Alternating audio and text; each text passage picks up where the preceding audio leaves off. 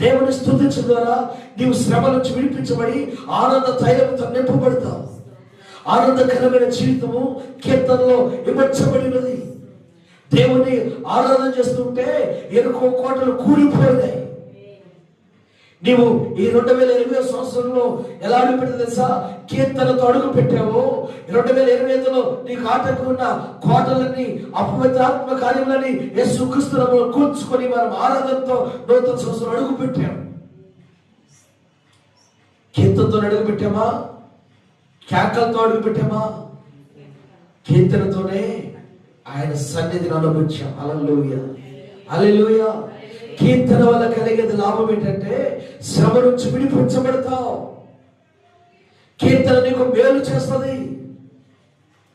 దేవుని పిల్లరా, అపోస్తలులు వారి శ్రమను చూసి భయపడలేదు, వారు చెరసాల చూసి బాధపడలేదు. చెరసాల్లో దేవుని నామాన్ని మహిమపరిచారు, చెరసాల్లో కీర్తించారు, చెరసాల్లో ప్రార్థన చేశారు. చెరసాలు బద్దలైపోయినాయి. నీ జీవితము ఇప్పుడు నువ్వు చేయవలసినది ఏంటంటే కొత్త కీర్తన ప్రతిరోజు పాడాల్సిందే. సమయం దొరికినప్పుడు కీర్తన పాడు. ఆయన సన్నిధిని ఉత్సాహించు. ఉత్సాహంతో ఇంపుగా వాయించండి. వాయిద్యం ఎలా ఉండాలి? ఉత్సాహంగా, నువ్వు నీరసంగా కొట్టకూడదు. చప్పట్లు అట్టు కొడతారంటే ఈ చెయ్యి ఆ చెయ్యి కట్టుకుంటూ నుప్పులు రాదు ఎలాంటి కొడతారు కొంతమంది.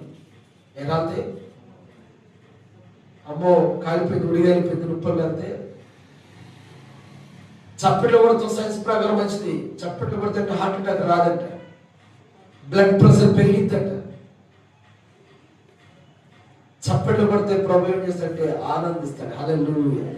ఏ ఉత్సాహంగా దింపగలిగాని నీకు వాయిద్యాలు మోగించడం వస్తే వాయిద్యాలు మోగి, రాకపోతే నీ చేతులతో ఆయన నామాన్ని కనపరచు. కీర్తన ద్వారా ఆశ్చర్యం ఉంది, ఆశీర్వాదం ఉంది, విడుదల ఉంది. ఆమేన్. కీర్తన పట్టులో ఏముంది? ఆశ్రయం ఉంది, ఆదరణ ఉంది, విడుదల ఉంది. నీకు ఆశ్రయం కావాలి, ఆదరణ కావాలి, విడుదల కావాలి. దేవా, నీవు నన్ను విడిపించినందుకు అని ఒక కొత్త కీర్తన పాడలేవా? పాడాలి కదా. దేవునికి మహిమ కలుగును గాక. మనం ఏం చేయాలంటే దేవుని సన్నిధిలో పాటలు నేర్చుకోవాలి. యెషయా గ్రంథములో 16వ అధ్యాయము 33వ వాక్యం.